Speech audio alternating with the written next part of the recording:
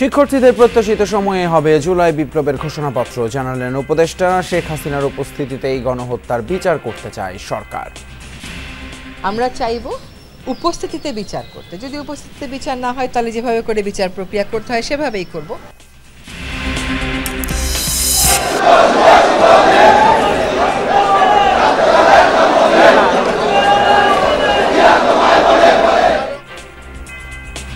প্রতিষ্ঠাবার্ষিকীতে জিয়াউর রহমানের সমাধিতে ছাত্রদলের শ্রদ্ধা, সংস্কার ও নির্বাচন দুটোই প্রয়োজন, মন্তব্য তারেক রহমানের। সংস্কার নাকি নির্বাচন, এ ধরনের জিজ্ঞাসাকে বিএনপি দেশপ্রেমিক সকল মানুষ, সকল রাজনৈতিক দল স্রেফ অসৎ উদ্দেশ্য প্রণীত কূট তর্ক বলেই বিবেচনা করে। কোমলমতিদের হাতে সীমিত পর্যায়ে তুলে দেওয়া হলো নতুন বই। বছরের প্রথম দিন সব বই দিতে না পারায় শিক্ষা উপদেষ্টার দুঃখ প্রকাশ। নতুন বইটা পেয়ে আমরা অনেক খুশি হই। বই আসে নাই, ক্লাস 4, 5 এখানে আসে নাই। এখনই সব দিতে পারা গেল না, আন্তরিক ভাবে আমার দুঃখ প্রকাশ করছি। তরুণদের উদ্যোক্তা হয়ে ওঠার আহ্বান প্রধান উপদেষ্টার। প্রয়োজনে উপজেলা পর্যায়ে বাণিজ্য মেলা আয়োজনে অর্থ দেবে সরকার। ঢাকা দিল্লি সম্পর্ক কেবল শেখ হাসিনা ইস্যুতে আটকে থাকবে না, মন্তব্য পররাষ্ট্র উপদেষ্টার। রাখাইনের অস্থিরতার প্রভাবে বাড়ছে চিন্তা।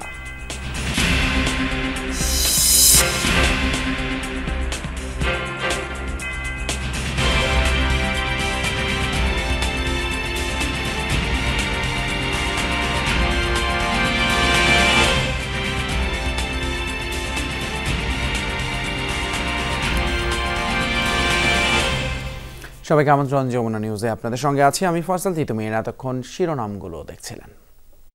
ছাত্রদের বেঁধে দেওয়া সময়ে জুলাই বিপ্লবের ঘোষণাপত্র দেয়া অসম্ভব নয়, সেই প্রক্রিয়া শুরু হয়েছে। তবে এই উদ্যোগে রাজনৈতিক দলগুলোর একমত হওয়াটা জরুরি, এমনটাই জানিয়েছেন বন ও পরিবেশ উপদেষ্টা সৈয়দা রিজওয়ানা হাসান। আরও জানান, সরকার চায় শেখ হাসিনার উপস্থিতিতেই তার বিচার হবে, তবে ভারত তাকে ফেরত না পাঠালে স্বাভাবিক প্রক্রিয়াতেই বিচার কার্যক্রম চলবে। নতুন বাংলাদেশ গঠনের রূপরেখা দিয়ে মঙ্গলবার প্রোক্লেমেশন অফ জুলাই রেভলিউশন দেওয়ার ঘোষণা দিয়েছিল বৈষম্য বিরোধী ছাত্র আন্দোলন। বলা হয়েছিল এর মাধ্যমে ৭২-এর সংবিধানের অবসান হবে, রাজনীতিতে অপ্রাসঙ্গিক হয়ে পড়বে আওয়ামী লীগ। কিন্তু এই ইস্যুতে অন্তর্বর্তী সরকারের অবস্থান ও সংবিধান সংশোধন নিয়ে অন্যান্য রাজনৈতিক দলের মতভেদের কারণে জুলাই ঘোষণাপত্র দেওয়ার কার্যক্রম স্থগিত হয়ে পড়ে। এখন বল অন্তর্বর্তী সরকারের কোর্টে, কেননা জুলাই বিপ্লবের ঘোষণাপত্র প্রণয়নে নীতি নির্ধারকদের 15 দিন সময় বেঁধে দিয়েছে বৈষম্য বিরোধী ছাত্র আন্দোলন। নতুন বছরের প্রথম দিনই সাংবাদিকদের সাথে এ বিষয়ে কথা বলেন পরিবেশ উপদেষ্টা। জানান, ঘোষণাপত্র তৈরির প্রক্রিয়া শুরু হয়েছে। বিএনপির থেকে আমাদের সাথে যখন কথা বলা হয়, তারা এই কথাটা বলেননি যে সংস্কারের প্রয়োজন নেই, তারা এই কথাটা বলেছেন যে সংস্কারের প্রয়োজন আছে, এবং তারা সংস্কারের ক্ষেত্রে নিজেরাও তো মতামত দিচ্ছেন, তারাও লিখিত মতামত দিচ্ছেন। তার মানে হচ্ছে যে রাজনীতিবিদেরাও চাচ্ছেন যে সংস্কারটা হোক। এখন সংস্কারের ব্যাপ্তি কতটুকুন হবে, সংস্কার কোন কোন ক্ষেত্রে হবে, সেটা কার মাধ্যমে হবে, এইটা করার জন্য রাজনীতিবিদদেরও একটা অবস্থান আছে। সেটার ক্ষেত্রে কিন্তু আবার আমাদের মাননীয় প্রধান উপদেষ্টাও বলেছেন তিনি ঐক্যমতের জন্য একটা আলাদা করে কমিশন করবেন, যেটা নেতৃত্ব উনি নিজেই থাকবেন। বৈষম্য বিরোধী ছাত্রদের দাবি, একই সাথে রাজনৈতিক সংস্কার এবং জুলাই বিপ্লবে হত্যাকাণ্ডের বিচার করতে হবে অন্তর্বর্তী সরকারকে। রিজওয়ানা জানালেন, বিচার কার্যক্রম পিছিয়ে পড়ার কোনো কারণ নেই। এখন ভারত কি অবস্থান নেবে, সেই অবস্থান কতদিন, ধরেন একটা অবস্থান প্রাথমিকভাবে নেওয়া যায়, আবার চূড়ান্ত একটা অবস্থানের দিকেও দেশগুলো যেতে পারে, সেগুলো ভবিষ্যতের জন্যই আমাদেরকে ছেড়ে দিতে হবে। কিন্তু আমাদের অবস্থান হচ্ছে, আমরা চাইব উপস্থিতিতে বিচার করতে, যদি উপস্থিতিতে বিচার না হয় তাহলে যেভাবে করে বিচার প্রক্রিয়া করতে হয় সেভাবেই করব। এর আগে বছরের প্রথম দিনই উপদেষ্টা পরিষদের বৈঠক অনুষ্ঠিত হয়। সেখানে সচিবালয়ে অগ্নিকাণ্ড নিয়ে বিস্তারিত ব্যাখ্যা দেয় ফায়ার সার্ভিস ও তদন্ত কমিটির প্রতিনিধিরা। তৌহিদ হোসেন, যমুনা নিউজ, ঢাকা। যারা জনগণের মুখোমুখি হতে ভয় পায় তারাই নির্বাচন আয়োজন নিয়ে বিভ্রান্তি সৃষ্টি করছে বলে মন্তব্য করেছেন বিএনপির ভারপ্রাপ্ত চেয়ারম্যান তারেক রহমান। বলেছেন, নতুন রাজনৈতিক দলের উদ্ভব ঘটলেও এতে বিচলিত হওয়ার সুযোগ নেই। রাষ্ট্র ও রাজনীতির প্রয়োজনে বিএনপি সকল গণতান্ত্রিক উদ্যোগকে স্বাগত জানায়। ছাত্রদলের প্রতিষ্ঠাবার্ষিকীর আলোচনায় তারেক রহমান বলেন, কোনো কোনো মহল থেকে ওঠা সংস্কার নাকি নির্বাচন, এমন বিতর্ক উদ্দেশ্য প্রণোদিত কূটতর্ক।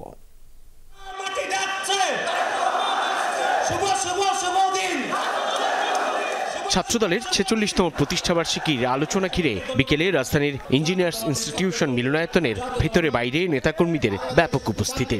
আমরা কোনো ইউনিটকে কোনো বাস দেইনি, কোনো হাইয়েস্ট ভাড়া করে দেইনি। সবাই যোগ দিয়ে মির্জা ফখরুল বলেন, সংস্কারের নামে গণতন্ত্র বিঘ্নিত হতে দিতে চায় না বিএনপি। বাংলাদেশে আবার সেই চক্রান্তের খেলা শুরু হয়েছে, যেটা অতীতে হয়েছে বহুবার, যারই ফলে আমরা আমাদের শহীদ প্রেসিডেন্ট রহমান সাহেবকে হারিয়েছি, যারই ফলে দেশনেত্রী বেগম খালেদা জিয়াকে 6 বছর কারাগারে থাকতে হয়েছে, যারই ফলে আজকে আমাদের নেতা তারেক রহমান সাহেবকে এখনো পর্যন্ত বিদেশে থাকতে হচ্ছে। এই চক্রান্ত আবার শুরু হয়েছে। বিএনপির ভ্যানগার্ড খ্যাত ছাত্রদলের এই আলোচনায় দলের ভারপ্রাপ্ত চেয়ারম্যান তারেক রহমান বলেন, মাফিয়া চক্রের পলায়ন আর পতনের পর বাংলাদেশ বিপুল সম্ভাবনার দ্বারপ্রান্তে, কিন্তু কোনো হঠকারী সিদ্ধান্তে যেন গণঅভ্যুত্থানের ফসল নষ্ট না হয়। ফ্যাসিস্ট মাফিয়ার পতন আন্দোলনে দল মত নির্বিশেষে সবাই ঝাঁপিয়ে পড়েছিল। কোনো হঠকারী সিদ্ধান্তের কারণে যাতে গণঅভ্যুত্থানের আকাঙ্ক্ষা বিনষ্ট হবার পরিস্থিতি সৃষ্টি না হয়, এ ব্যাপারে ছাত্রদলের প্রতিটি নেতাকর্মীকে সতর্ক এবং সজাগ থাকতে হবে। বিএনপির ভারপ্রাপ্ত চেয়ারম্যান সংস্কারকে অনিবার্য ধারাবাহিক প্রক্রিয়া উল্লেখ করে বলেন, এর আড়ালে জনগণের নিত্যদিনের দুর্দশা উপেক্ষা করা যাবে না। কোনো মহল থেকে সংস্কার নাকি নির্বাচন এ ধরনের জিজ্ঞাসাকে বিএনপি সকল রাজনৈতিক দল স্রেফ অসৎ উদ্দেশ্য প্রণীত কূট তর্ক বলেই বিবেচনা করে। এইসব সংস্কার কর্মসূচির আড়ালে জনগণের নিত্যদিনের দুর্দশা উপেক্ষিত থাকলে জনগণ হয়তো খোদ সরকারের সংস্কার দাবি নিয়ে মুখ খুলতে বাধ্য হবে। রাষ্ট্র ব্যবস্থা নিয়ে তরুণদের মনে প্রশ্ন থাকাটা স্বাভাবিক বলেও মনে করেন তারেক রহমান। বলেন, জনগণ কোন রাজনৈতিক দলকে গ্রহণ কিংবা বর্জন করবে সে রায় দিবে নির্বাচনের মাধ্যমে। জনগণ কোন রাজনৈতিক দলকে গ্রহণ করবে কিংবা বর্জন করবে, নির্বাচনের মাধ্যমে সেই রায় দেবে জনগণের আদালত। তবে যারা জনগণের আদালতের রায়ের মুখোমুখি হতে ভয় পায় কিংবা যাদের ভিন্ন কোনো উদ্দেশ্য রয়েছে, তারাই নির্বাচন অনুষ্ঠান নিয়ে নানা রকম বিভ্রান্তি সৃষ্টি করে। কমিশনের প্রতি আস্থা রেখে নির্বাচনের জন্য মানসিক প্রস্তুতি নেওয়ার আহ্বানও জানান বিএনপির ভারপ্রাপ্ত চেয়ারম্যান। নির্বাচনের জন্য মানসিক প্রস্তুতি নিতে থাকুন। নির্বাচন কমিশন তাদের উপর অর্পিত দায়িত্ব যথারীতি পালন করবে এ বিশ্বাস রাখুন। সাইফুদ্দিন রবিন, যমুনা নিউজ, ঢাকা। বিগত বছরগুলোর মতো এবার ঘটা করে হয়নি বই উৎসব, কিন্তু শিক্ষার্থীদের হাতে তুলে দেয়া গেছে 1-2টি পাঠ্যপুস্তক। বছরের প্রথম দিন সীমিত পরিসরে আয়োজন ছিল রাজধানীর স্কুলগুলোয়। উদ্যোগের কমতি ছিল না জেলা শহরগুলোতেও। শিক্ষক অভিভাবকরা বলছেন, সংখ্যা যাই হোক না কেন তাতে খুশি কোমলমতিরা। তাছাড়া বইগুলোর লেখা এবং ছাপার মানও ভালো। নতুন বই মানেই উৎসবের ঘটা, পাতায় পাতায় ঘ্রাণে থাকে আলাদা আবেদন, যার জন্য বরাবরই অপেক্ষায় থাকে শিক্ষার্থীরা। নতুন বইটা পেয়ে আমরা অনেক খুশি হই, কারণ নতুন বইয়ের আনন্দটাই আলাদা। নতুন বইয়ের যে গন্ধটা সেটা কিন্তু অনেক মুগ্ধ করে একজন মানুষকে, তাই আর কি। আর নতুন বই দেখতে যে এত সুন্দর। এবার বিগত বছরগুলোর মতো বিশাল আকারে বই উৎসব না হলেও স্কুলগুলো নিজস্ব উদ্যোগে শিক্ষার্থীদের হাতে তুলে দেয় নতুন বই। 2টা বা 3টা করে বই হাতে পেয়েছে বিভিন্ন শ্রেণীর কোমলমতিরা। বাসায় নিয়ে আমি বাংলা বই, ইংলিশ সবকিছু কমপ্লিট করব। নতুন বই পেলে অনেক ভালো লাগে। নতুন বছরটা নতুন বই দিয়ে শুরু হয়। বই পেয়েছি তো বাংলা, গণিত, ইংরেজি, সমাজ বিজ্ঞান, ধর্ম। আমি সমাজ আর অঙ্ক বইটা পেয়েছি। আজকে আমাদের এখনো বই দেয়নি, আমাদের রবিবারে বই দিবে। একে তো গণঅভ্যুত্থান পরিস্থিতি, তার উপর নতুনভাবে বই লেখা এবং মুদ্রণ প্রক্রিয়ায় বিলম্ব হওয়ায় বছরের প্রথম দিনই সব বই দেয়া সম্ভব হচ্ছে না, এমনটা জানান শিক্ষকরা। প্রত্যেকটা ক্লাসের যেই বইগুলো আমরা পাচ্ছি সাথে সাথেই ওদেরকে বিতরণ করে দিচ্ছি, এবং আমরা এই মুহূর্তে আমরা অলরেডি দিয়ে দিয়েছি সেটা হলো ক্লাস 10-এর বই, ক্লাস 7-এর বই এবং ক্লাস 6-এর বই। আমরা অধিকাংশ বই পেয়েছি এবং আগের তুলনায় এখন বইয়ের মানগুলো অনেকটাই ভালো আছে। তো আমরা চেষ্টা করতেছি সকল শিক্ষার্থীদের মধ্যে বইগুলো বিতরণ করার জন্য।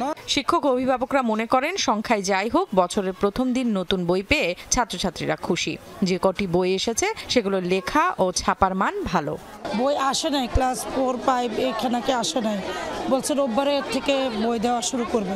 মনে হচ্ছে না যে নতুন বই এই পর্যন্ত মনে হয় না, এক সপ্তাহের বেশি, মানে এক সপ্তাহ আরও সময় লাগবে, প্রসেসিংয়ের কাজ চলতেছে আরও। হ্যাঁ, একটু সময় তো লাগবেই, কারণ সব কিছু এলোমেলো ছিল। এখন নতুন বছরে নতুন একটা ইমেজ, তো এর ভিতরে হয়তো দেখা যাচ্ছে তাদের গুছানোর একটা সময় লাগবে।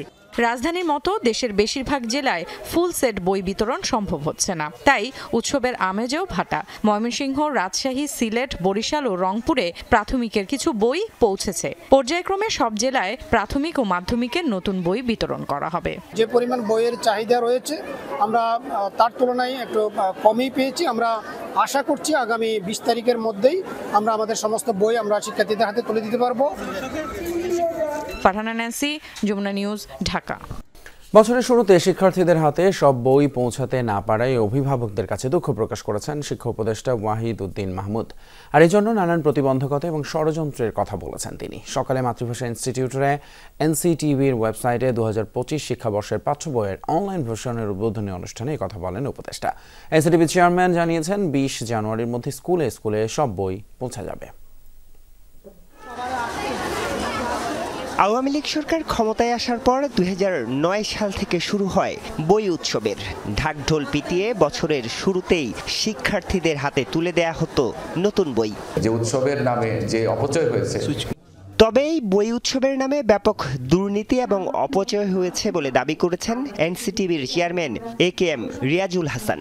2025 সালের পাঠ্য বইয়ের অনলাইন ভার্সনের উদ্বোধনী অনুষ্ঠানে তিনি বই বিতরণের বিলম্বের কারণ তুলে ধরেন। পুরনো কারিকুলামে তারা ফিরে যাওয়ার কারণে তারা এসএসসি পরীক্ষা দিবে যারা 2026-এ, তাদের জন্য বই ছাপতে হয়েছে। সেই কারণে আমাদের প্রায় সেখানে 6,79,00,000 বই আমাদের অতিরিক্ত ছাপতে হয়েছে। এনসিটিভি চেয়ারম্যান দাবি করেন আগামী 20 জানুয়ারির মধ্যে সব বই পৌঁছে যাবে, তবে শিক্ষা সচিব বলছেন ভিন্ন কথা। জানুয়ারির 5 তারিখের মধ্যে প্রাথমিকের বাকি সকল বই, 10 তারিখের মধ্যে মাধ্যমিকের প্রায় 8টি বই এবং 20 তারিখের মধ্যে সকল বই যাবে। আমরা চেষ্টা করেছি কিছু কিছু শিক্ষার্থী যেন আজকের দিনে তারা বই পায়, তবে আমরা এই প্রতিশ্রুতি দিচ্ছি যে এই জানুয়ারি মাসের 30 তারিখের মধ্যে আমরা চেষ্টা করছি যে কিভাবে সকল বই পৌঁছে দেওয়া যায়। অনুষ্ঠানে প্রধান অতিথি শিক্ষা উপদেষ্টা জানান 5 আগস্ট পট পরিবর্তনের পর এবার বই ছাপাতে গিয়ে নানা প্রতিবন্ধকতায় পড়তে হচ্ছে এনসিটিভিকে। এরপরেও বছরের প্রথম দিন সব বই দিতে না পারায় দুঃখ প্রকাশ করেন তিনি। আমাদেরকে যে কত ধরনের কত দিক থেকে বিপরীতমুখী শক্তির সম্মুখীন হতে হয়েছে এটা কল্পনাতীত। বইগুলো ছাত্রছাত্রীদের হাতে যে এখনই সব দিতে পারা গেল না, এই জন্য আমি তাদের অভিভাবকদের কাছে এবং তাদের কাছে আমার আন্তরিকভাবে আমার দুঃখ প্রকাশ করছি। আগামী বছর আরও কিছু পরিমার্জন করে বই ছাপানোর এই কাজে শৃঙ্খলা ফেরানোর আশ্বাস দিয়েছেন শিক্ষা উপদেষ্টা। আরিফুর রহমান সবুজ, যমুনা নিউজ, ঢাকা। শ্রমিক হওয়া নয়, মানুষের আসল লক্ষ্য হওয়া উচিত নিজেকে উদ্যোক্তা হিসেবে তৈরি করা। রাজধানীর পূর্বাচলে বাংলাদেশ চায়না ফ্রেন্ডশিপ এক্সিবিশন সেন্টারে ঢাকা আন্তর্জাতিক বাণিজ্য মেলার উদ্বোধনী অনুষ্ঠানে এই মন্তব্য করেছেন প্রধান উপদেষ্টা ডক্টর মোহাম্মদ ইউনূস। তিনি বলেন, বিপুল জনগোষ্ঠীর সুফল পেতে সবাইকে দক্ষ করে গড়ে তুলতে হবে।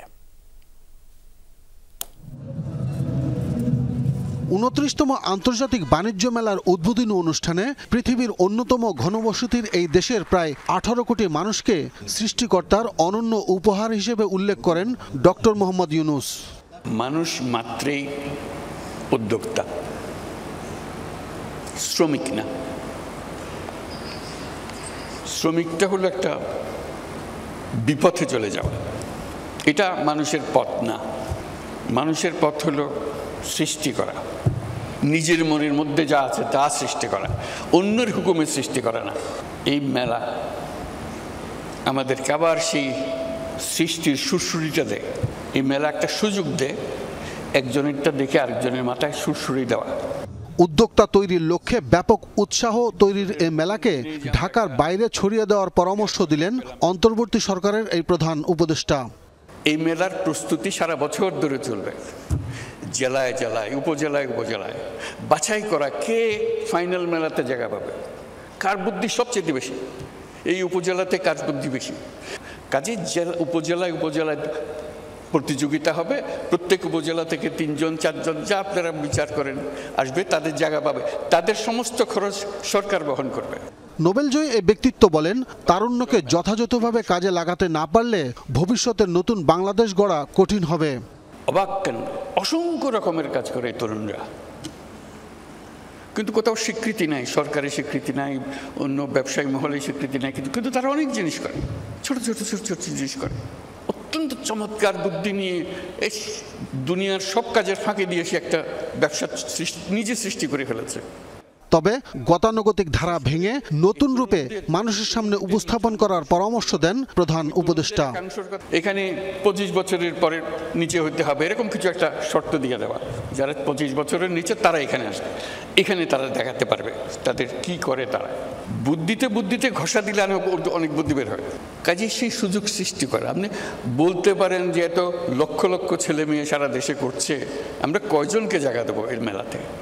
এবারের মেলায় 8টি দেশের ব্যবসায়ীরা অংশ নিচ্ছেন, যেখানে দুর্ভোগ এড়াতে প্রথমবার টিকিটিং এর ব্যবস্থা করা হয়েছে। মেলায় ছাত্র জনতার আত্মত্যাগের সম্মানার্থে তৈরি করা হয়েছে জুলাই চত্বর এবং 36 চত্বর। বরাদ্দ দেওয়া হয়েছে বিভিন্ন ক্যাটাগরির 361টি প্যাভিলিয়ন। আব্দুল্লাহ তুহিন, যমুনা নিউজ, ঢাকা। ছাত্র জনতার আন্দোলনে 2229টি পরিবারকে সহায়তা করেছে জুলাই শহীদ স্মৃতি ফাউন্ডেশন। এর মধ্যে আছে 628 জন শহীদ এবং 1,500-এর বেশি আহতদের পরিবার। এসব পরিবারের মাঝে বিতরণ হয়েছে প্রায় 47 কোটি টাকা। ফান্ডে জমা আছে 61 কোটি টাকা। কেউ যাতে প্রশ্ন তুলতে না পারে সে ব্যাপারে সজাগ থাকার কথা জানিয়েছেন ফাউন্ডেশনের নেতারা। বছরের শুরুতেই নতুন আঙ্গিকে জুলাই শহীদ স্মৃতি ফাউন্ডেশনের পথ চলা শুরু। 24-এর আন্দোলনে আহত ও শহীদ পরিবারের সদস্যদের কি পরিমাণ সহায়তা করা হয়েছে সেটির হিসাব নিকাশ প্রকাশ করল ফাউন্ডেশনটি। সংবাদ সম্মেলনের শুরুতেই ফাউন্ডেশনের প্রধান নির্বাহী জানান, দেশে অতীতে এত ক্ষয়ক্ষতি হয়েছে কিনা সেটা খুঁজে পাওয়া দুষ্কর। যে গণঅভ্যুত্থানটা বাংলাদেশে হয়েছে, এই গণঅভ্যুত্থান পৃথিবীর আর কোথাও আগে এত পরিমাণ ক্ষয়ক্ষতি দিয়ে হয়েছে কিনা আমার জানা নেই, এবং বাংলাদেশেও এটা নিঃসন্দেহে এটাই প্রথম। এ সময় সাংবাদিকদের সামনে আয় ব্যয়ের হিসাব তুলে ধরা হয়। বলা হয়, অনুদানের মাধ্যমে জুলাই শহীদ স্মৃতি ফাউন্ডেশনের অ্যাকাউন্টে জমা হয়েছে 109 কোটি 20 লাখ টাকা। এর মধ্যে আহত ও শহীদ পরিবারকে দেয়া হয়েছে 47 কোটি 32 লাখ। এখন বর্তমানে জমা আছে 61 কোটি টাকা। একটা নামকে প্রশ্নবিদ্ধ হওয়ার জন্য সুযোগ না থাকে, আমরা সেভাবেই তৈরি করব। ফাউন্ডেশন নেতৃবৃন্দ জানান, আন্দোলনে 826 জন শহীদের মধ্যে 198 জনের পরিবারকে এখনো সহায়তা দেয়া সম্ভব হয়নি। মোট আহত 11,306 জনের মধ্যে মাত্র 1,601 জনকে সহায়তা দেয়া হয়েছে। বাকিদেরও দ্রুত সহায়তার তালিকায় আনা হবে। এর মধ্যেও এমন 1, 2, 3টি অনাকাঙ্ক্ষিত ঘটনা হয়েছে এই 1,601-এর মধ্যেও। পরে গিয়ে দেখি যে না, উনি সকল কাগজ যেগুলো আমরা চেয়েছি সেগুলোও রেডি করে এনে এখানে দিয়েছে। এমএসও এনলিস্টেড করেছে, কিন্তু এই আন্দোলনে আহত না, আন্দোলনের সময় আহত। এখন আমাদের সবাইকে 1 লক্ষ দেওয়া হচ্ছে, এবং সামনে যখন আমাদের এই 3 লক্ষটা যে নেক্সট মিটিংয়ে আমাদের কনফার্ম করা হবে, তখন সবাইকে 3 লক্ষ দেওয়া হবে। এটা হচ্ছে আমাদের লোয়েস্ট। এরপরে আমরা খুব দ্রুত সময়ের মধ্যে আমরা আশা করছি জানুয়ারির মধ্যে আমরা ক্যাটাগরি করে ফেলতে পারবো। সার্জিস আলম জানান, জানুয়ারি মাসের মধ্যে শহীদ পরিবারকে আবারও সরকার ঘোষিত বড় অঙ্কের আর্থিক সহায়তা দেওয়া হবে। পাশাপাশি পরিবারগুলোর সাথে যোগাযোগ করা ও তাদের দুর্ভোগ কমাতে প্রতিটি বিভাগে আলাদা অফিস নেওয়া হবে। শহীদ পরিবারকে আমরা যে 5 লক্ষ করে দিয়েছি, এটা খুব দ্রুত ঘোষণা আসবে, হয়তো এই জানুয়ারি মাসের মধ্যেই। একটা বড় অ্যামাউন্টে সরকারের পক্ষ থেকে যে বলা হয়েছে 30 লক্ষ, এটা এই সংখ্যায় হতে পারে। জুলাই শহীদ স্মৃতি ফাউন্ডেশনের কর্মকর্তারা জানান, 24-এর অভ্যুত্থানে শহীদ ও আহত পরিবারের জন্য কর্মসংস্থান, সম্মানী ভাতা এবং আজীবন চিকিৎসা ব্যবস্থা করা হবে। লামিয়া তিথি, যমুনা নিউজ, ঢাকা। আগে সংস্কার পরে নির্বাচন, এই মন্তব্য কোনো অর্থ বহন করে না, এমন দাবি বিএনপির স্থায়ী কমিটির সদস্য ডক্টর মঈন খানের। সকালে ছাত্রদলের প্রতিষ্ঠাবার্ষিকী উপলক্ষে জিয়াউর রহমানের সমাধিতে শ্রদ্ধা নিবেদন করেন তিনি। অন্তর্বর্তী সরকারের প্রতি যত দ্রুত সম্ভব সবার অংশগ্রহণে সুষ্ঠু নির্বাচন আয়োজনের আহ্বানও জানান মঈন খান। এ সময় ছাত্রদল নেতারা শিবিরের নেতৃত্ব নির্বাচন প্রক্রিয়ার সমালোচনা করেন। তাদের বক্তব্য, কাউন্সিলের নামে শিবির নাটক মঞ্চস্থ করেছে। শিক্ষা ঐক্য প্রগতির পতাকাবাহী সংগঠন জাতীয়তাবাদী ছাত্রদল। সংকট, সংগ্রাম আর সম্ভাবনায় সংগঠনটি পার করল 4.5 দশক। বুধবার 46তম প্রতিষ্ঠাবার্ষিকীতে নেতাকর্মীদের ঢল নামে বিএনপির প্রতিষ্ঠাতা জিয়া রহমানের সমাধিতে। বিএনপির স্থায়ী কমিটির সদস্য ডক্টর মঈন খান নেতাকর্মীদের নিয়ে জিয়া রহমানের সমাধিতে পুষ্পস্তবক অর্পণ করেন। এ সময় তুলে ধরেন জুলাই অভ্যুত্থানে ছাত্রদলের বীরত্বপূর্ণ অবদানের কথা। বলেন, ভোটাধিকার ফেরাতে সংস্কারের পাশাপাশি নির্বাচনের প্রস্তুতি নিতে হবে। আগে সংস্কার, পরে নির্বাচন, এগুলো কোনো অর্থবহ প্রশ্ন নয়। অতি প্রয়োজনীয় এই সংস্কারগুলো হবে, পাশাপাশি নির্বাচনের প্রস্তুতি চলবে এবং যথাশীঘ্র জনগণের দেশ জনগণের হাতে তুলে দেওয়া হবে একটি সুষ্ঠু নিরপেক্ষ নির্বাচন। বিএনপির ছাত্র বিষয়ক সম্পাদক জানান, নতুন বছরে শিক্ষার্থী বান্ধব শিক্ষা প্রতিষ্ঠান গড়ে তুলবে ছাত্রদল। ছাত্ররাই ছাত্র রাজনীতি করবে, এই স্লোগানকে সামনে নিয়ে আমরা এগিয়ে যাচ্ছি। সাধারণ ছাত্রছাত্রী যেভাবে আমাদেরকে গ্রহণ করেছে, ইনশাল্লাহ তাদের সেই আশা আকাঙ্ক্ষাকে আমরা আগামী দিনে নতুন বছরে পূরণ করতে পারবো বলে বিশ্বাস করি। তবুও ছাত্রদলের নেতৃত্ব নিয়ে নানা সমালোচনা রয়েছে রাজনীতিতে। 5 আগস্টের পর যা আরও তীব্র হয় সামাজিক যোগাযোগ মাধ্যমে। উদাহরণ দেওয়া হয় ছাত্র শিবিরের নিয়মিত কাউন্সিলের, যার জবাব দেন ছাত্রদলের 2 শীর্ষ নেতা। তারা প্রকাশ্যে রাজনীতি করতে চায় না, তাদের এক ধরনের রাজনীতি যেটি গোপন তৎপরতার মাধ্যমে সবসময় আপনি দেখেছেন। এবং গতকাল তাদের যে একটি অত্যন্ত যে কাউন্সিল হয়েছিল, সেটি একটি পাতানো এবং নাটকপূর্ণ কাউন্সিল। কারণ আপনারা দেখেছেন কারা নেতৃত্বে যাবে সেটি পূর্ব নির্ধারিত। সন্ত্রাস, নৈরাজ্য, চাঁদাবাজদের অবরণ্য হয়ে উঠেছিল যে ছাত্র রাজনীতি, সে ধরনের ছাত্র রাজনীতি বাংলাদেশ থেকে পুরোপুরি বিলুপ্ত করবে বাংলাদেশ জাতীয়তাবাদী ছাত্রদল। তারুণ্যকে উগ্রবাদ আর মাদক থেকে দূরে রাখতে সারা দেশে 3 দিনব্যাপী ক্রীড়া প্রতিযোগিতার আয়োজন করেছে ছাত্রদল। আরিফিন শাকিল, যমুনা নিউজ, ঢাকা। জাতীয় পার্টির 39তম প্রতিষ্ঠাবার্ষিকীতে সমাবেশের অনুমতি চেয়ে না পাওয়ায় ক্ষোভ জানিয়েছেন দলটির নেতারা। দলের চেয়ারম্যানের অভিযোগ, ফ্যাসিস্টের দোসর এবং ফ্যাসিস্ট বিরোধী এই দুইটা ভাগে দেশকে ভাগ করা হয়েছে। জাতীয় পার্টির 39তম প্রতিষ্ঠাবার্ষিকীতে ডিপ্লোমা ইঞ্জিনিয়ার্স ইনস্টিটিউটে আলোচনা সভার আয়োজন করতে আবেদন করেছিল দলটি। অনুমতি না মেলায় কাকরাইলে দলের কেন্দ্রীয় কার্যালয়ের সামনে সংক্ষিপ্ত আলোচনা সভা করে জাতীয় পার্টি। এ সময় ক্ষোভ প্রকাশ করেন জাতীয় পার্টির মহাসচিব। প্রশ্ন রাখেন, বর্তমান সরকারের সময় তারা কেন বৈষম্যের শিকার হচ্ছেন। আমরা কেন, যেহেতু আমরা রাজনৈতিক দল নিষিদ্ধ নই, তাই আমরা কেন এই সরকারের সময় এই গণতান্ত্রিক ব্যবস্থা কায়েমের জন্য যে সরকার চেষ্টা করে যাচ্ছেন, তাদের আমলে কেন আমরা এই বৈষম্যের শিকার হচ্ছি, এটা আমরা জানতে চাই। দলের চেয়ারম্যান অভিযোগ করেন, ফ্যাসিস্টের দোসর ও ফ্যাসিস্ট বিরোধী দুইটা ভাগে দেশকে ভাগ করা হয়েছে। জাতীয় পার্টি সর্বাত্মকভাবে ছাত্র জনতার আন্দোলনে থাকার পরেও দোসর বলা হচ্ছে। বিভিন্নভাবে আমাদের মামলা মোকদ্দমাগুলো দেওয়া হচ্ছে এবং যেভাবে এগুলোকে হ্যান্ডেল করার কথা বলা হচ্ছে, তাতে আমাদের আশঙ্কা হয় যে কথাটি উনারা বারংবার বলছেন যে যারা ফেসিবাদের দোসর এবং যারা ফেসিবাদ তাদেরকে নির্মূল করাটাই হলো বাংলাদেশের একমাত্র সমাধান। তার মানে দেশের 50% লোককে ওনারা নির্মূল করতে চাচ্ছেন। এটা কি এই জন্যই কি এই মামলা? এর আগে 39তম প্রতিষ্ঠাবার্ষিকীতে দলের প্রতিষ্ঠাতা হুসেইন মোহাম্মদ এরশাদের প্রতিকৃতিতে শ্রদ্ধা জানানো হয় দলের পক্ষ থেকে। তানভীর সিদ্দিক টিপু, যমুনা নিউজ, ঢাকা। 7 কলেজের সমন্বয়ে স্বতন্ত্র বিশ্ববিদ্যালয়ের রূপরেখা প্রণয়নে গঠিত উচ্চ পর্যায়ের বিশেষজ্ঞ কমিটিকে 1 মাসের মধ্যে প্রতিবেদন দেওয়ার দাবি জানিয়েছে 7 কলেজ বিশ্ববিদ্যালয়ের রূপান্তর টিম। বিকেলে রাজধানী ঢাকা কলেজ ক্যাফেটেরিয়ায় সংবাদ সম্মেলনে এই দাবি জানান শিক্ষার্থীরা। এ সময় শিক্ষা মন্ত্রণালয় গঠিত বিশেষজ্ঞ কমিটিকে রিপোর্ট দিতে 4 মাসের সময় দেওয়ার প্রয়োজন নেই বলে মত দেন শিক্ষার্থীরা। তারা বলেন, সদিচ্ছা থাকলে 1 মাসের মধ্যেই প্রতিবেদন দেওয়া সম্ভব। 1 মাসের বেশি সময় নেওয়া হলে আবারও আন্দোলনের হুঁশিয়ারি দেন শিক্ষার্থীরা।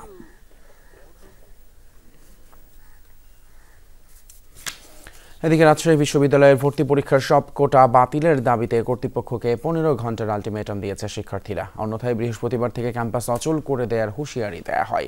রাতে ক্যাম্পাসে এক সংবাদ সম্মেলনে শিক্ষার্থীরা জানান, বিশ্ববিদ্যালয়ে কর্মরতদের জন্য কোনো কোটা রাখার অর্থই হলো জুলাই অভ্যুত্থানের চেতনার বিরোধিতা করা। এর আগে সন্ধ্যায় রাজশাহী বিশ্ববিদ্যালয়ে চলতি শিক্ষাবর্ষে অনার্স ভর্তি প্রক্রিয়ায় পোষ্য কোটা কমিয়ে শুধুমাত্র সহায়ক এবং সাধারণ কর্মচারীদের সন্তানদের জন্য 1% কোটা রাখার সিদ্ধান্ত নেয় কর্তৃপক্ষ। এ বিষয়ে রাতে নিজের ফেসবুক পেজে একটা পোস্ট দিয়ে বিশ্ববিদ্যালয়ের উপাচার্য অধ্যাপক সালেহ হাসান নকিব কোটার পক্ষে বা বিপক্ষে কোনো অযৌক্তিক দাবি মানা হবে না বলে ঘোষণা দেন।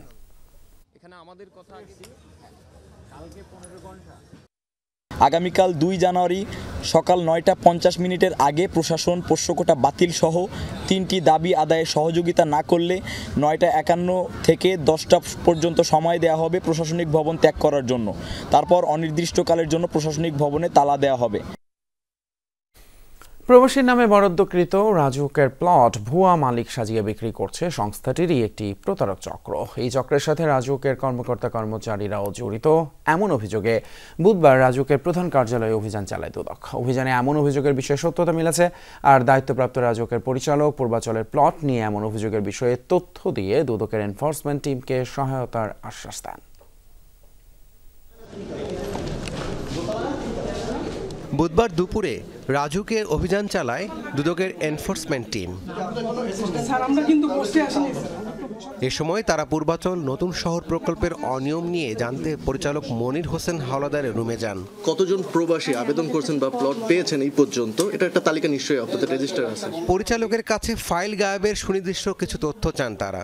দুদক টিমের অভিযোগ, প্রতারক চক্র টার্গেট করে প্রবাসী প্লট মালিকদের। ফাইল গায়েবের অভিযোগ সত্য জানিয়ে পরিচালক বলেন রাজুকে অনিয়ম আছে, তৎপর আছে দালাল চক্র। গায়েব হয় ফাইল উদ্ধার করেছে এরকম তথ্য আপনাকে দিতে পারবো। উদ্ধার করা হয়েছে যারা 5 বছর যাবত ঘুরতে এসে পারছে না সেই ধরনের প্লটকে তাদের নামে দিয়ে দেওয়া হয়েছে। এই জাতীয় অনেক উদাহরণ আমি আপনাকে দিতে পারবো। কোনো প্লট কেনা বেচায় তারা মধ্যস্থতা করতে পারেন। তবে এসব অনিয়মে জড়িতদের বিরুদ্ধে ব্যবস্থা নিতে দুদকের টিমকে সব রকম সহায়তা করার প্রতিশ্রুতি দেন রাজুক পরিচালক। 5 মাস সময়ের মধ্যে আমাদের যে ধরনের পেন্ডিং কাজগুলো ছিল এটাকে পাশে রেখে আমরা এই জাতীয় যে কাজগুলো করেছি এটা চলমান প্রক্রিয়া। আমরা এরকম টার্গেট নিয়ে নামিনি যে কতগুলো গায়েব হয়েছে সব খুঁজে বের করে দিব সবাইকে, নট দ্যাট। আমরা যখন যে অভিযোগ নিয়ে আসছে তার সেটাকে আমরা মিট করার ট্রাই করছি। দুদক কর্মকর্তারা জানান প্রাথমিক অনুসন্ধানে অভিযোগের সত্যতা মিলেছে। রাজুকের পরিচালকও দালাল চক্র সক্রিয় থাকার কথা জানিয়েছেন। প্রবাসী মালিকদের ছবি পাল্টিয়ে প্লট বিক্রি করা হচ্ছে এবং ভুয়া মালিক সাজিয়ে তাদের প্লটগুলো বিক্রি করা হচ্ছে এবং অনেক সময় দেখা যায় যে ফাইলও গায়েব করা হচ্ছে, ফাইল খুঁজে পাওয়া যাচ্ছে না। তো এই সংক্রান্ত অভিযোগের প্রেক্ষিতে আজকে আমরা এই অভিযানটা করছি। তো আমরা প্রাথমিকভাবে অভিযানে এসে আমরা কিছুটা সত্যতা পাইছি আর কিছু রেকর্ডপত্র আমরা চেয়েছি পরিচালক মহোদয়ের কাছ থেকে। রাজুকের অনিয়ম, দুর্নীতি ও গ্রাহক ভোগান্তি কমাতে আগামীতেও অভিযান চালানোর কথা জানিয়েছে দুদক। রাব্বি সিদ্দিকী, যমুনা নিউজ, ঢাকা। রাজশাহী শারদায় বাংলাদেশ পুলিশ একাডেমিতে প্রশিক্ষণরত 40তম ক্যাডেট উপপরিদর্শক ব্যাচের আরও 8 জনকে অব্যাহতি দেওয়া হয়েছে। বুধবার সন্ধ্যায় এই সংক্রান্ত চিঠি দিয়ে তাদের রাতের মধ্যে একাডেমি ত্যাগের নির্দেশ দেওয়া হয়। গত 29শে ডিসেম্বর তাদের বিরুদ্ধে বিশৃঙ্খলার অভিযোগ এনে 3 দিনের মধ্যে কারণ দর্শাতে বলা হয়। গত বছরের 5ই নভেম্বর 40তম এসআই ক্যাডেট ব্যাচের 1 বছর মেয়াদী প্রশিক্ষণ শুরু হয়। মোট প্রশিক্ষণার্থী ছিলেন 823 জন। গত 4ই নভেম্বর তাদের প্রশিক্ষণ শেষ হওয়ার কথা ছিল, কিন্তু এখনও প্রশিক্ষণ সমাপনী কুচকাওয়াজের আয়োজন করা হয়নি। এর আগে 3 দফায় মোট 313 জন প্রশিক্ষণার্থী এসআই এর কাছে ব্যাখ্যা তলবের পর তাদের অব্যাহতি দেওয়া হয়েছে। এর মধ্যে গত 21শে অক্টোবর 252 জন, 4ই নভেম্বর 58 জন এবং 18ই নভেম্বর 3 জন ক্যাডেট এসআইকে অব্যাহতি দেওয়া হয়। বছরের প্রথম দিনে 6 জেলায় সড়ক দুর্ঘটনায় প্রাণ গেল 12 জনের। সকালে নারায়ণগঞ্জের রূপগঞ্জ জেলেপাড়া এলাকায় আলাদা 2টি সড়ক দুর্ঘটনায় নিহত হয় 3 জন। স্থানীয়রা জানায় রূপসী কাঞ্চন সড়কের পাশ থেকে মাছ কিনছিলেন রামদাস এবং ইবাদুল্লাহ। এ সময় নিয়ন্ত্রণ হারিয়ে দ্রুত গতির একটি প্রাইভেট কার চাপা দেয় তাদের। ঘটনাস্থলেই মৃত্যু হয় 2 জনের। অন্যদিকে রূপগঞ্জ থেকে ঢাকায় ফেরার পথে জেলেপাড়া এলাকায় ইট বহনকারী ট্রলির ধাক্কায় প্রাণ গেছে এক মোটরসাইকেল আরোহীর। আর ফরিদপুরে ঢাকা ভাঙ্গা হাইওয়ে এক্সপ্রেসওয়েতে ঘন কুয়াশার কারণে বাস ট্রাকের মুখোমুখি সংঘর্ষে প্রাণ গেছে 2 জনের, আহত হয়েছেন 3 জন। এছাড়া রাজশাহী, লক্ষ্মীপুর, সাতক্ষীরা এবং নওগাঁয় সড়ক দুর্ঘটনায় নিহত হয়েছেন আরও 7 জন।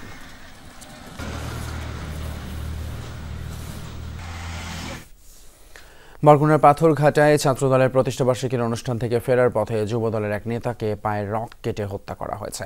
দুপুরে কালমেঘা ইউনিয়নে সড়কের উপর 8 নম্বর ওয়ার্ড যুবদলের সদস্য নাসির হাওলাদারকে কুপিয়ে ফেলে রেখে যাওয়া হয়। পুলিশ সুপার ইব্রাহিম খলিল জানান, সিগারেট খাওয়াকে কেন্দ্র করে নাসিরের সাথে বিরোধ হয় স্থানীয় হাসানের। এর জেরে হাসান, রাব্বি সহ 8 থেকে 10 জন নাসিরকে এলোপাতাড়ি কুপিয়ে ফেলে রেখে যায়। পরে হাসপাতালে নিলে চিকিৎসক তাকে মৃত ঘোষণা করেন। পুলিশ আরও দাবি করে অভিযুক্ত হাসান রাব্বি ছাত্রলীগের রাজনীতির সাথে জড়িত থাকলেও বর্তমানে ছাত্র শিবিরের ছত্রছায়া এলাকায় অরাজকতা সৃষ্টি করছে। এদিকে হাসান ও রাব্বির বাড়িতে আগুন দেয় নাসিরের ক্ষুব্ধ সমর্থকরা। গণতন্ত্র, স্বাধীনতা এবং সার্বভৌমত্ব রক্ষায় আবারও লড়াইয়ের জন্য সবাইকে প্রস্তুত থাকার আহ্বান জানিয়েছেন বিএনপির নির্বাহী কমিটির সদস্য রুহুল কুদ্দুস তালুকদার দুলু। বিকেলে নাটোরের কানাইখালীতে ছাত্রদলের প্রতিষ্ঠাবার্ষিকী উপলক্ষে আয়োজিত জনসভায় তিনি আরও বলেন, সংবিধান সংশোধন করবে জনগণের ভোটে নির্বাচিত জনপ্রতিনিধিরা। দীর্ঘ 15 বছর ধরে সাধারণ জনগণ তাদের ভোটাধিকারের জন্য সংগ্রাম করেছে। স্বাধীনভাবে কথা বলার জন্য 5ই আগস্টের আগে ছাত্র জনতাকে জীবন দিতে হয়েছে। তাই তাদের রক্তের সাথে বেইমানি হয় এমন কিছু করা থেকে বিরত থাকতে আহ্বান জানান বিএনপির নির্বাহী কমিটির এই সদস্য।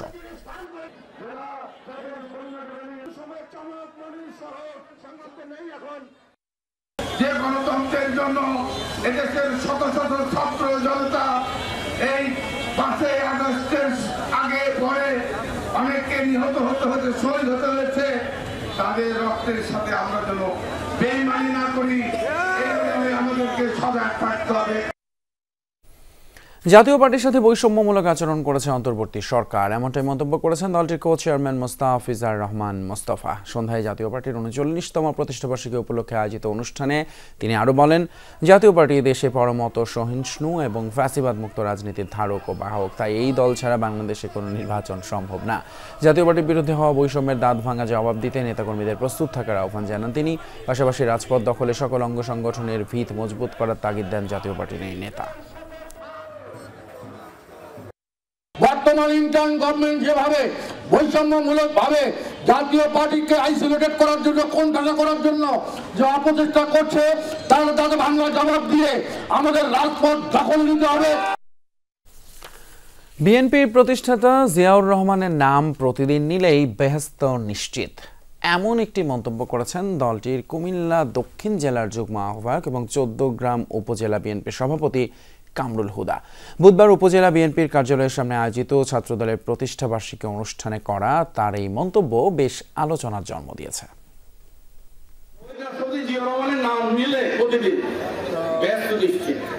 আমি বিশ্বাস করি, কারণ উনি দেশের জনগণের সাথে হটকারিতা করেন নাই, দেশের জনগণের সাথে প্রতারণা করেন নাই, দেশের মাটির সাথে উনি প্রতারণা করেন, দেশের জনগণকে মুক্তির জন্য যুদ্ধ করেছেন, দেশ পুনর্গঠন করেছেন, পুনর্নির্মাণ করেছেন। গাইবান্ধায় বিচারপতির কাছে 50 লাখ টাকা চাঁদা দাবির অভিযোগে এক যুবদল নেতাকে গ্রেপ্তার করেছে পুলিশ। বিষয়টি নিশ্চিত করেন ফুলছড়ি থানার ওসি হাফিজুর রহমান। তিনি জানান, বুধবার দুপুরে কালীরবাজারে নিজ বাসার সামনে হাঁটছিলেন বিচারপতি খুরশিদ আলম সরকার। এ সময় ফুলছড়ি উপজেলা যুবদলের যুগ্ম আহ্বায়ক আক্তারুজ্জামান আক্তার তার কাছে চাঁদা দাবি করেন। পরে বিচারপতি স্থানীয়দের সহায়তায় তাকে আটক করে পুলিশে সোপর্দ করে।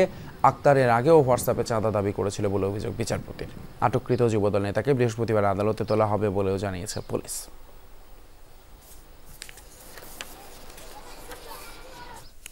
কখনো ডিবি তো কখনো র্যাব, এই পরিচয়ে চুরি করা চক্রের মূল হোতা সহ 5 সদস্যকে চুয়াডাঙ্গা থেকে গ্রেপ্তার করা হয়েছে। বুধবার বিকেলে এক সংবাদ সম্মেলনে পুলিশ জানায়, যশোর এবং মাগুরা জেলার বিভিন্ন স্থানে অভিযান চালিয়ে তাদের গ্রেপ্তার করা হয়। চক্রের সদস্যরা নিজেদের ডিবি বা র্যাব পরিচয় দিয়ে ইজি বাইক ভাড়া করতেন। পরে বিভিন্ন কৌশলে ইজি বাইকের চালককে বাইরে সরিয়ে মাস্টার কি দিয়ে চুরি করে সটকে পড়তেন তারা। এই ঘটনায় জড়িতদের গ্রেপ্তারের পাশাপাশি খোয়া যাওয়া বাইকও উদ্ধার করা হয়েছে।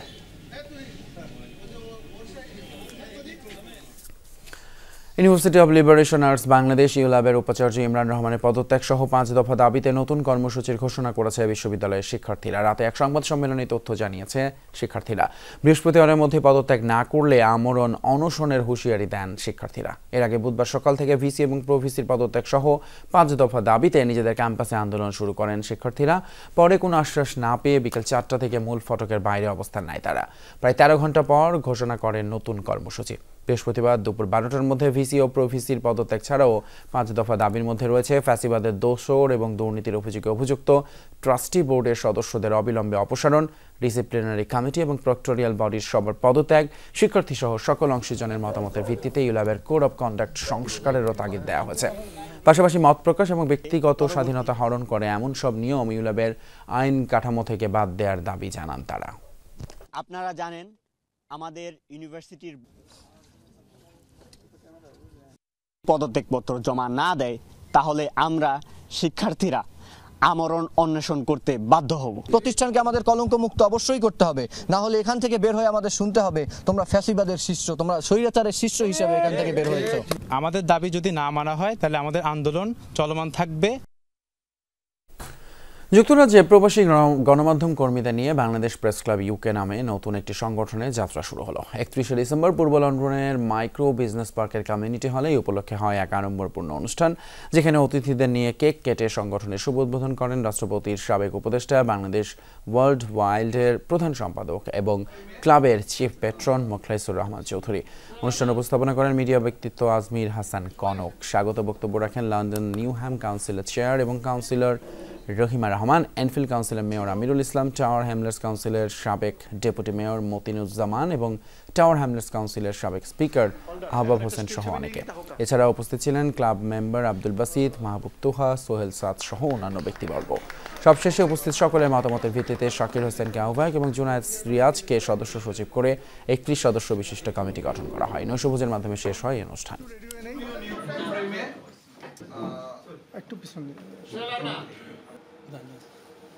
It's the beginning and it's a great start that they have done today. Congratulations to them. Bangladesh press club UK অদূর ভবিষ্যতে বস্তুনিষ্ঠ সংবাদ পরিবেশন করবে। Great opportunity for the media people, journalists to come together and work together for the betterment of the Bangladeshi community. প্রবাসীদের বিভিন্ন সমস্যা সমাধানে আরব আমিরাতের আজমানে যাত্রা শুরু করেছে Bangladeshi 3 stars businessman service centre. চলতি সপ্তাহে সোমবার সেবামূলক প্রতিষ্ঠান 3 স্টার্সের ফিতা কেটে উদ্বোধন করেন প্রতিষ্ঠানের স্পন্সর এবং এর যৌথ ব্যবস্থাপনা পরিচালক হুমায়ুন রাশেদ, নোমান রাশেদ এবং মনির। আরও উপস্থিত ছিলেন local sponsor Mahmud Chowdhury, Sanaullah, Mohammad Lincoln, Mizan Chowdhury সহ প্রবাসী বাংলাদেশিরা। আইনি জটিলতা সহজ সমাধান, ব্যবসা বাণিজ্যের অনুমোদিত বিষয়গুলো সম্পর্কে প্রবাসী বাংলাদেশিদের অবগত করাই 3 স্টার্সের উদ্দেশ্য বলে জানিয়েছেন প্রতিষ্ঠানের পরিচালক। এ সময় আমিরাতে বাংলাদেশিদের ভিসা চালুর ব্যাপারে সরকারকে কার্যকরী পদক্ষেপ নেওয়ার আহ্বান জানিয়েছেন অনুষ্ঠানে আগত অতিথিরা।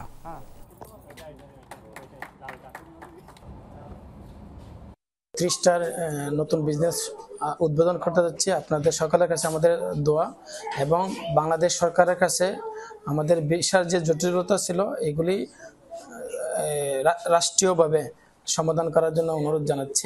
আমিরাত প্রবাসী বাংলাদেশিদের জন্য যে ধরনের সুবিধা দরকার, ভিসা, লাইসেন্স সংক্রান্ত যে কোনো ধরনের সুবিধা আমরা প্রোভাইড করতেছি। আলহামদুলিল্লাহ, আজমানে আমাদের দ্বারা বাংলাদেশি যারা কমিউনিটি আছে সবাই আমরা আশা করি আসবেন এই টাইপিং সেন্টারে ইনশাআল্লাহ, এবং আইনিভাবে যতটুকু সহযোগিতা আছে আমরা করতে পারবো।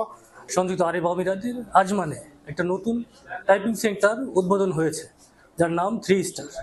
তো আলহামদুলিল্লাহ খুব ভালো লাগলো প্রতিষ্ঠানে এসে। ওমানের রাজধানী মাস্কাট জুড়ে চলছে বিশেষ মেলা মাস্কাট নাইট ফেস্টিভ্যাল। বিশ্ব দরবারে আরব ঐতিহ্য এবং কৃষ্টি কালচার তুলে ধরতে এই দেশটির পর্যটন মন্ত্রণালয়ের এই আয়োজন।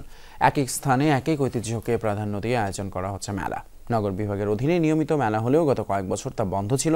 এবার আবারও নতুন রূপে সেজেছে মেলা প্রাঙ্গণ। আয়োজন দেখতে বিভিন্ন দেশের মানুষদের পাশাপাশি ভিড় করছেন বাংলাদেশি দর্শনার্থীরাও। ওমান থেকে সহকর্মী মোহাম্মদ রফিকুল্লাহর প্রতিবেদনে বিস্তারিত।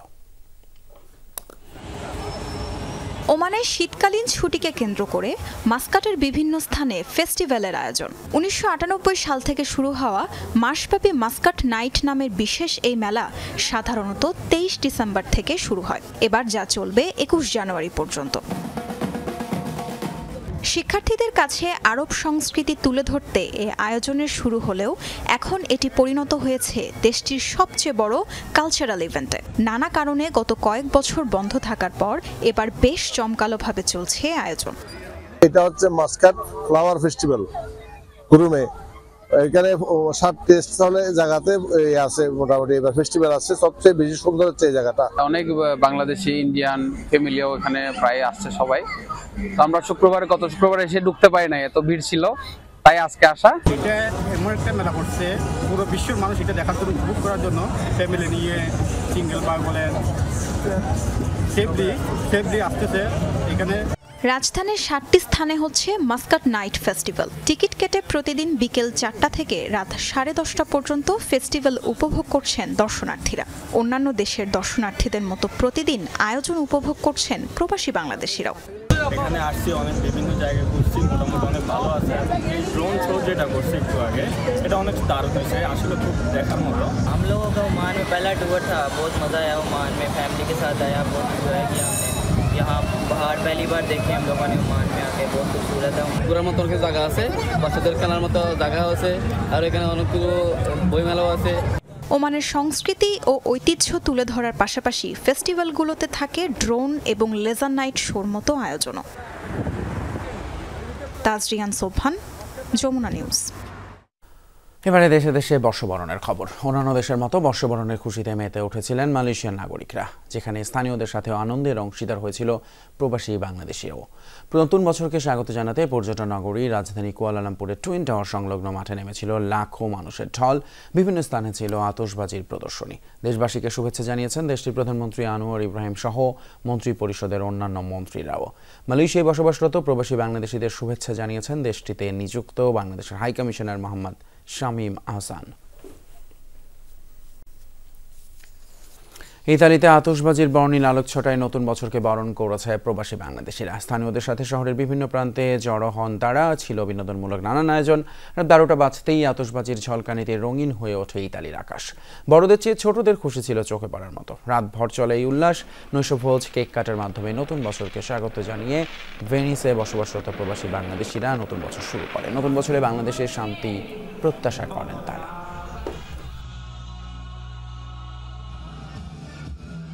সকলের যাতে 2025 সন সুন্দরভাবে কাটে, এই কামনাই ভেনিস বাংলা স্কুলের পক্ষ থেকে। ইটালি প্রবাসী ভাইদের পক্ষ থেকে আমি অল বাংলাদেশি ভাইদেরকে এবং সবাইকে নতুন বছরের শুভেচ্ছা। আজকে আমরা ভেনিস বাংলা স্কুল থেকে নতুন বছর উপলক্ষে কিছুটা খাবার আয়োজন করছি, আনন্দ করছি নতুন বছরকে উদযাপন করার জন্য, সুন্দরভাবে নতুন বছরকে গ্রহণ করার জন্য। এই 2025 আমাদের জন্য এবং পৃথিবীর সকল শান্তিকামী মানুষের জন্য বয়ে আনুক এক সুন্দর বার্তা। ঢাক ঢোল, আতশবাজি এবং জমকালো নানান আয়োজনে নতুন বছরকে স্বাগত জানিয়েছে ফিনল্যান্ডের নাগরিকরা। বর্ষবরণ উপলক্ষে স্থানীয় কর্তৃপক্ষের পাশাপাশি ফিনল্যান্ডের সাধারণ নাগরিকরা বিভিন্ন স্থানে আতশবাজি প্রদর্শনীর আয়োজন করে। রাজধানী হেলসিঙ্কিতে অবস্থিত কানসালা স্টোরি স্কোয়ারে ছিল জনপ্রিয় শিল্পীদের কনসার্টের আয়োজন। রাতভর চলে হৈ হুল্লোড়। মানুষের এই উপচে পড়ার ভিড়ে কিছু জায়গায় ব্যাহত হয় যান চলাচল। বর্ষবরণ উপলক্ষে বন্ধ ছিল ফিনল্যান্ডের সরকারি, আধা সরকারি, বেশিরভাগ বেসরকারি প্রতিষ্ঠান। তবে জরুরি সেবা, কিছু শপিং মল এবং মুদি দোকান খোলা রাখা হয়েছে। কেবল শেখ হাসিনা ইস্যুতে বাংলাদেশ ভারত সম্পর্ক আটকে থাকবে না বলে মন্তব্য করেছেন পররাষ্ট্র উপদেষ্টা তৌহিদ হোসেন। তিনি বলেছেন, এটিকে একপাশে রেখে অন্যান্য সম্পর্ক এগিয়ে নিতে চায় সরকার। প্রতিবেশী ভারত ছাড়াও যুক্তরাষ্ট্র এবং চীনের সাথে সম্পর্ক উন্নয়নও নতুন বছরে কূটনীতির অগ্রাধিকার বলে জানান তৌহিদ হোসেন। আর রাখাইনের পরিস্থিতি পাল্টে গেছে উল্লেখ করে রোহিঙ্গা সংকটকে কূটনীতির বড় চ্যালেঞ্জ বলে উল্লেখ করেন তিনি। 5 আগস্ট থেকেই দিল্লিতে অবস্থান ক্ষমতাচ্যুত প্রধানমন্ত্রী শেখ হাসিনার। তাকে ফেরাতে এরই মধ্যে দিল্লিকে আনুষ্ঠানিকভাবে অনুরোধ পাঠিয়েছে ঢাকা। তাতে সাড়া মেলেনি এখনো, ফেরত দেওয়ার সম্ভাবনাও কম। ঢাকা দিল্লি সম্পর্কের চলমান টানাপোড়েনে দিল্লিতে শেখ হাসিনার থাকা সবচেয়ে বড় ফ্যাক্টর। সচিব পর্যায়ের বৈঠকে তা স্পষ্ট করেছে বাংলাদেশ। এই অবস্থায় স্বাভাবিক কূটনৈতিক সম্পর্কের কথা বলছে দুপক্ষই। শেখ হাসিনাকে বাংলাদেশের চাওয়া মতো ফেরত না দিলে সেই সম্পর্কের ভবিষ্যৎ কি জানতে চেয়েছিলাম পররাষ্ট্র উপদেষ্টার কাছে। ভারতকে আপনি আনুষ্ঠানিক চিঠি লিখেছেন, কোনো জবাব পাননি, তাহলে কি আসলে ঢাকা দিল্লি রিলেশন? না, দেখুন আমি মনে করি যে দুটো পাশাপাশি চলবে, কারণ এটা হলো একটা ইস্যু, কিন্তু আমাদের আরো অনেক স্বার্থের ইস্যু আছে দুই পক্ষের।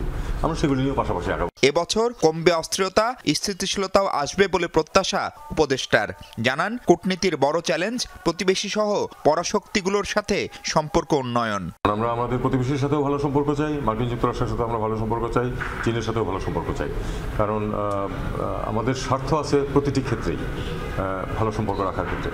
এবং আমি বিশ্বাস করি যে যাদের কথা বললাম তাদেরও স্বার্থ নিহিত আছে ভালো সম্পর্কের মধ্যেই। প্রায়োরিটি কিন্তু কোনোটাই কম না, কারণ আমি মনে করি যে 3টি দেশের সাথে সম্পর্কের ক্ষেত্রে আমাদের প্রায়োরিটি যথেষ্টই আছে, কারণ এই 3 জায়গাতেই আমাদের বিভিন্নভাবে আমাদের স্বার্থ খুব শক্তভাবে নিহিত। এসবের পাশাপাশি অপর প্রতিবেশী মিয়ানমারের পরিস্থিতিও ভাবাচ্ছে বাংলাদেশকে।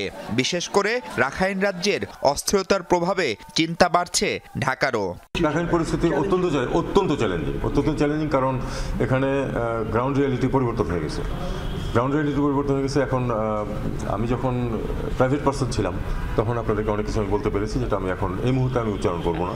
কিন্তু আমাদের মূল লক্ষ্য হচ্ছে এই মানুষগুলোকে অধিকার এবং নিরাপত্তা সহ ফেরত পাঠানো। জানুয়ারির তৃতীয় সপ্তাহে দ্বিপাক্ষিক সফরে বেইজিং যাচ্ছেন উপদেষ্টা। জানান আলোচ্য ঠিক করতে দ্রুতই হবে আন্তঃমন্ত্রণালয় বৈঠক। মাহফুজ মিশু, যমুনা নিউজ, ঢাকা। এর সাথে শেষ করছি যমুনা নিউজের এখনকার আয়োজন। এতক্ষণ সাথে থাকার জন্য ধন্যবাদ আপনাদের সবাইকে।